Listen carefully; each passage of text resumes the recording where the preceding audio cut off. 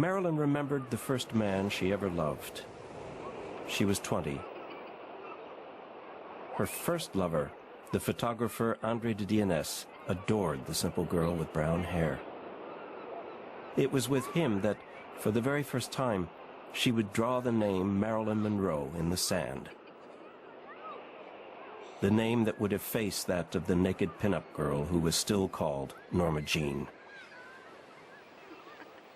One day, they passed by Hollywood Memorial Park, the cemetery where Rudolph Valentino was buried. Marilyn saw that Valentino had died the year she was born, 1926.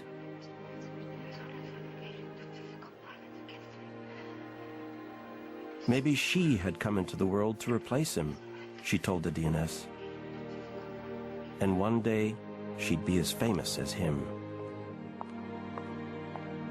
After this, she posed very often for de Dionès. One by one, he captured the moods he suggested to her. Happiness.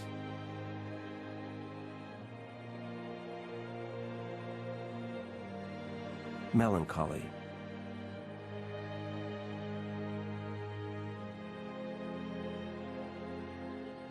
Sadness. He even asked her what death resembled in her imagination. She stared at him and told him that this photo session would be the end of everything.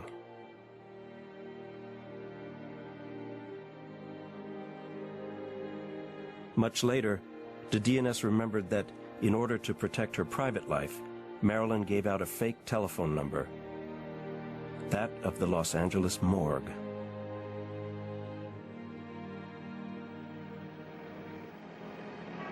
That's all far away, said the psychoanalyst. Leave the past where it is. It's time to become an adult now.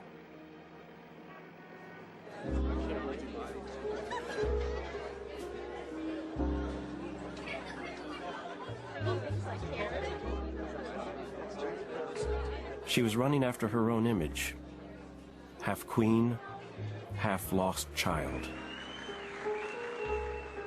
She had been in analysis with Greenson for 8 months.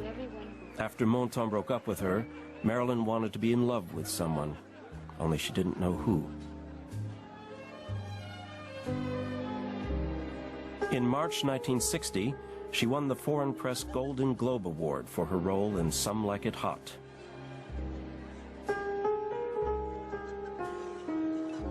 She showed up at the ceremony alone, bewildered by her success.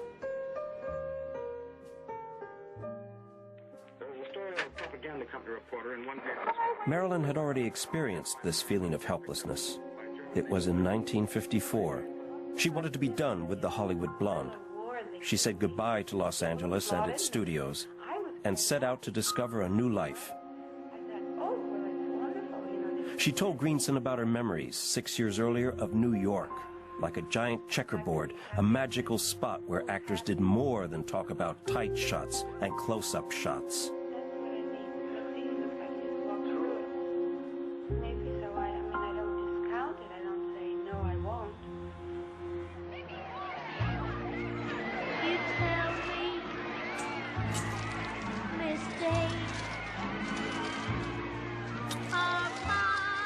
But instead of the anonymity she was seeking, when she stepped off the airplane, she was besieged by 100 furious photographers. Not easy to escape Marilyn.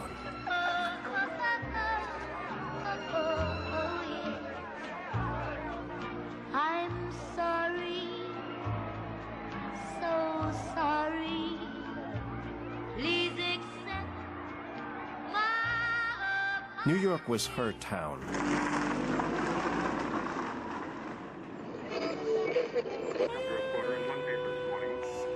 A more intellectual town, where the lights, the jazz, the theater, everything stimulated her. There, she only traveled in writers' circles. Arthur Miller, Carson McCullers, Truman Capote. More than just a memory, Manhattan was a place she identified with.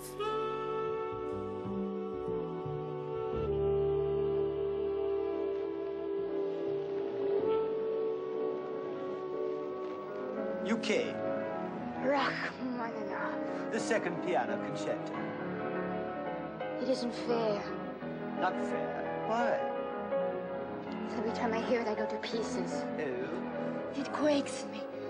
It makes me feel goose pimply all over. I don't know where I am, or who I am, or what I'm doing. Don't stop. Don't stop. Don't ever stop. Why did you stop? You know why I stopped.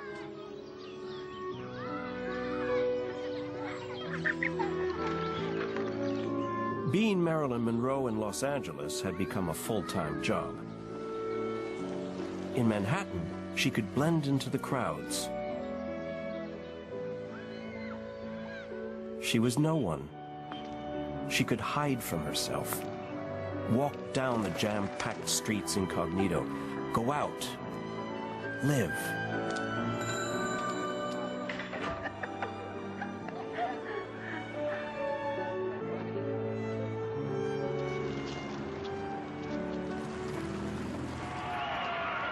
New York is where she discovered literature, Freud, and psychoanalysis.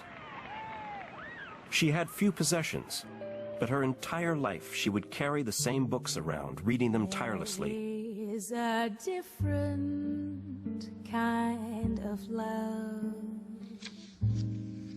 Rilke, Faulkner, Steinbeck. I found another way to love. And a white piano, her piano, from when she was 8 years old. She had found it at an auction, and the piano followed her wherever her moves took her.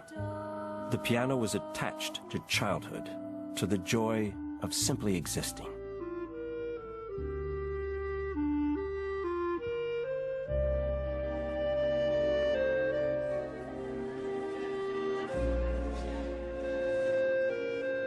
She took classes at the Actors Studio. Lee Strasberg, the founder, saw himself as a sort of therapist. He encouraged introspection, convinced that real emotion sprang from an actor's personal history. She was seduced by this theory, and the Strasbergs introduced her to her first analyst, Margaret Hohenberg.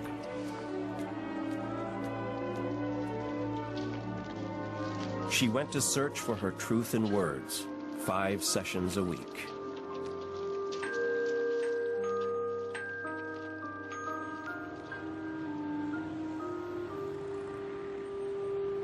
Marilyn wanted to put the past behind her, learn to know herself. She blurted out to Greenson, who listened to her evoke these beginnings, "But even then, I was afraid of going mad." He answered, "Your obsession with pleasing everybody isolates you from others and keeps you from renewing your art. My only way of being someone is by being someone else. That's why I wanted to be an actress."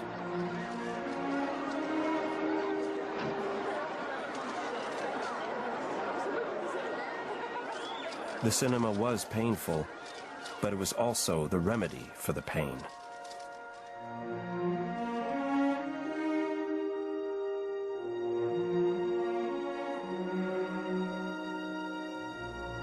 Her desire to become someone else attracted numerous photographers to her.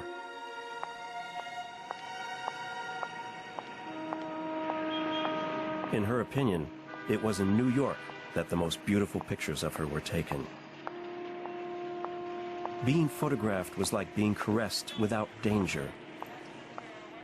She wanted to be desired, so as not to know whether she was loved. During one long photo shoot, the Black Session, she offered Milton Green a variety of facets. For him, she posed in black lingerie and fishnet stockings. Drunk, eyes half closed, her lips forming a sad smile.